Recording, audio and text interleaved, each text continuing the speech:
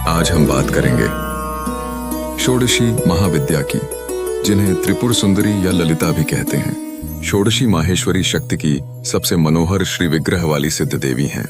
महाविद्याओं में इनका चौथा स्थान है। 16 अक्षरों के मंत्र वाली इन देवी की अंग कांति उदीयमान सूर्यमंडल की आभा की भांति है। इनकी 4 भुजाएं एवं 3 नेत्र हैं। ये शांत मुद्रा में लेटे हुए सदाशिव पर स्थित कमल के आसन पर आसीन हैं। इनके चारों हाथों में पाश, अंकुश, धनुष और बाण सुशोभित हैं। वर देने के लिए सदा सर्वदा तत्पर भगवती का श्री विग्रह सौम्य और हृदय दया से आपूरित है। जो इनका आश्रय ग्रहण कर लेते हैं उनमें और ईश्वर में कोई भेद नहीं रह जाता है। वस्तुतः इनकी महिमा अवर्णनीय है। संसार के समस्त मंत्र तंत्र इनकी आराधना करते हैं। वेद भी इनका वर्णन करने में असमर्थ हैं। भक्तों को ये प्रसन्न होकर सब कुछ दे देती हैं। अभीष्ट तो सीमित अर्थवाच्य है। प्रशांत हिरण्यगर्भ ही शिव है और उन्हीं की शक्ति षोडशी है। तंत्र शास्त्रों में षोडशी देवी को 5 मुखों वाली बताया गया है। चारों दिशाओं में 4 और 1 ऊपर की ओर। देवी के 5 मुख तत्पुरुष, सद्योजात, वामदेव, अघोर और ईशान शिव के 5 रूपों के प्रतीक हैं। 5 दिशाओं के रंग हरित, रक्त, धूम्र, नील और पीत होने से ये मुख भी उन्हीं रंगों के हैं। देवी के 10 हाथों में क्रमशः अभय, टंक, शूल, वज्र, पाश, खड्ग, अंकुश, घंटा, नाग और अग्नि हैं।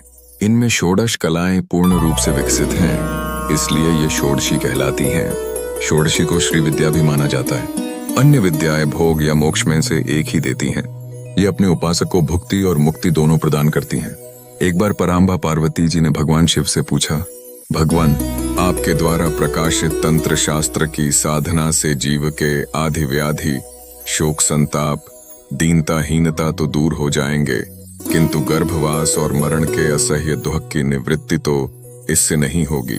कृपा करके इस दुख से निवृत्ति और मोक्ष पदक की प्राप्ति का कोई उपाय बताइए। परम कल्याणमयी परांबा के अनुरोध पर भगवान शंकर ने षोडशी श्री विद्या साधना प्रणाली को प्रकट किया। भगवान शंकराचार्य ने भी श्री विद्या के रूप में इन्हीं षोडशी देवी की उपासना की थी।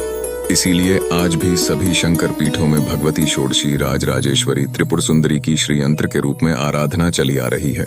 भगवान शंकराचार्य ने सौंदर्य लहरी में षोडशी श्री विद्या की स्तुति करते हुए कहा है कि अमृत के समुद्र में एक मणि का द्वीप है, जिसमें कल्प वृक्षों की बारी है, नवरत्नों के 9 परकोटे हैं।